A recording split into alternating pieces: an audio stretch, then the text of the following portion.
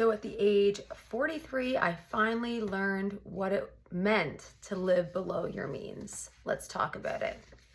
So I have been bad with money my entire life. I'm 43 years old. I'm a single mom. I have 8-year-old twin boys and they're lovely. But I've been bad with money my entire life. From a very young age, I've always wanted to spend every dollar I've had. If I had $5, I wanted to spend that $5. And I've been told a lot in my life about trying to define what your needs and wants are. I never understood what that meant when people would say, like, you need to know the difference between needs and wants. To me, my wants felt like needs. I don't know if anyone else can relate to that, but me getting my nails done, that felt like a need to me. Me going to Starbucks felt like a need. Everything felt like a need. So that trying to separate needs from wants never really worked for me because everything was a need. It wasn't until this past summer where I really had to take an honest look at my spending. And after reflecting on the past and all the mistakes I made, I realized I had a major spending addiction. And I've had this addiction my entire life. And that was a huge breakthrough moment for me. It was the first time where I actually admitted I had a problem.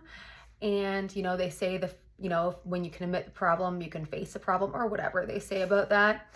It's sort of true. As soon as I confessed that out loud, I realized it was a lot easier to be like, wow, I need to take this seriously. Like, I actually really need to take this seriously because I will never have anything to my name if I don't.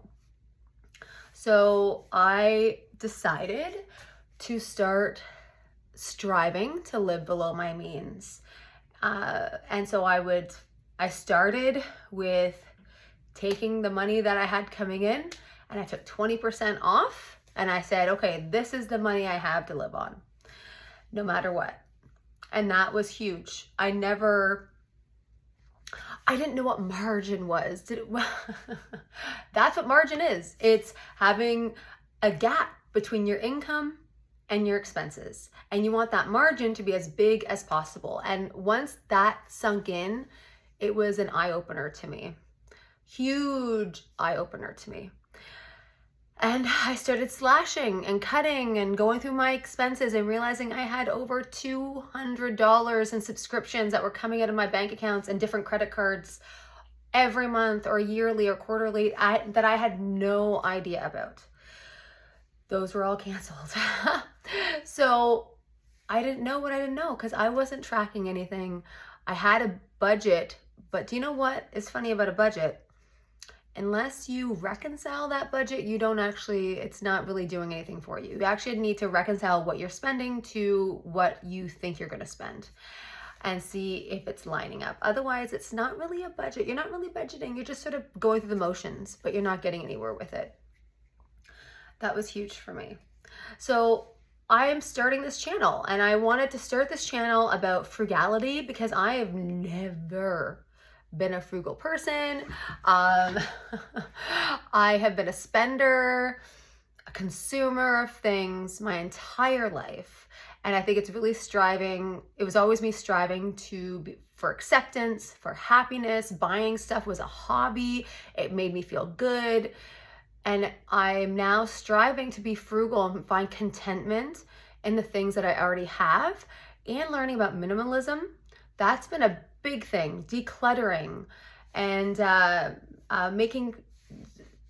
making sure the things that I have are things that I care about and that I want to manage. Because another thing that I've learned a lot of things the last 6 months, is that the more things you have, the more cleaning you have to do, the more organizing you have to do, the more messier your house is, the more stuff you have. So it's been a big decluttering, purging time, not just my budget, but my space as well, and trying to really consider when I want to buy something, if it's a need or a want, and if it's a want, analyzing why I want that thing. So anyways, this is an introduction to my channel.